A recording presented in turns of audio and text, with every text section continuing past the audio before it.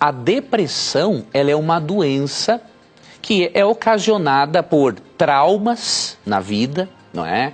Excesso de ansiedade é uma forma de o organismo responder e dizer o seguinte: olha, eu não estou aguentando mais a pressão. Então ele manifesta um sintoma. Isso não tem nada a ver com problema espiritual. Com todo respeito, se você diz para um deprimido que ele tem problema espiritual, eu vou lhe dar um conselho: fique quieto. Se há algo que uma pessoa com depressão não pode ouvir, é que ela está longe de Deus. Porque o desequilíbrio químico cerebral já faz ela se sentir longe de Deus, entende? E se você reforça isso, você está fazendo um estrago na vida da pessoa que você nem imagina. E Deus poderá te cobrar disso depois, se você não se arrepender. E para você ter uma ideia de que depressão não é problema de ordem espiritual, como afirmam algumas pessoas que estão ignorantes em relação ao assunto, eu tive uma recaída no meu primeiro ano de mestrado. Eu estava fazendo um mestrado em teologia, tá?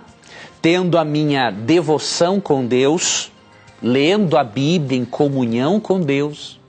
E no momento que eu estava na minha escrivaninha, no meu quarto, estudando teologia, me bateu uma crise depressiva terrível. Eu comecei a me sentir que a vida perdeu sentido para mim. E aí eu me recordo que eu escrevi para a minha médica psiquiatra na época e falei para ela: olha, eu não estou bem, alguma coisa está acontecendo comigo. E aí, pelos sintomas, ela falou: olha, você está tendo uma recaída, das duas uma. Ou você volta embora para eu fazer uma avaliação de você, ou você aumenta a dosagem da sua medicação e vai ter que esperar entre 1 e 2 semanas para a medicação fazer efeito, porque o antidepressivo demora um pouco para fazer o efeito. E meus irmãos, eu pensei: eu não posso desistir do meu mestrado, eu vou continuar até o fim. E fiquei, meus amigos, fiquei 2 semanas com aquela crise depressiva, estudando teologia, buscando a Deus, me sentindo daquele jeito. Por quê? Porque os neurotransmissores, que são substâncias químicas produzidas pelos neurônios, que são células nervosas, os neurotransmissores não estão, no momento de depressão, transmitindo ao organismo e para as células a informação de que você está bem. Então, por mais que você leia a Bíblia e busque a Deus, se o teu neurotransmissor ou outros neurotransmissores não comunicam às suas células e que elas podem ter bem-estar, não adianta. Você tem que buscar tratamento médico. Não adianta.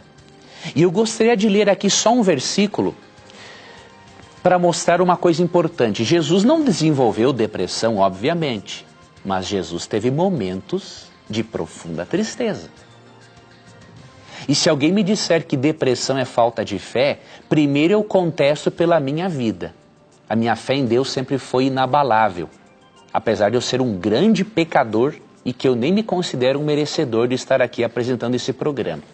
Mas a minha fé em Deus sempre foi inabalável, mas eu desenvolvi essa doença.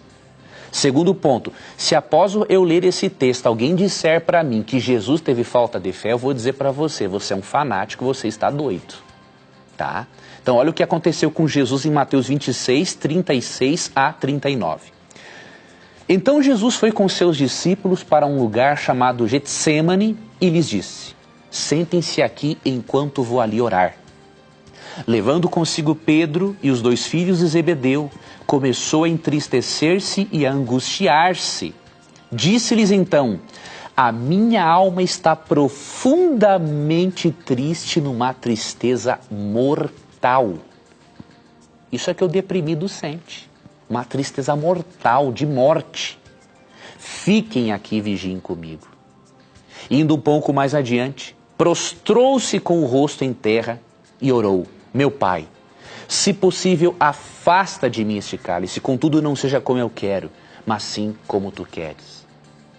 Eu não creio que tenha alguém tão corajoso ao ponto de dizer que Cristo nestes momentos de profunda tristeza até a morte, tenha tido falta de fé. Não creio nisso.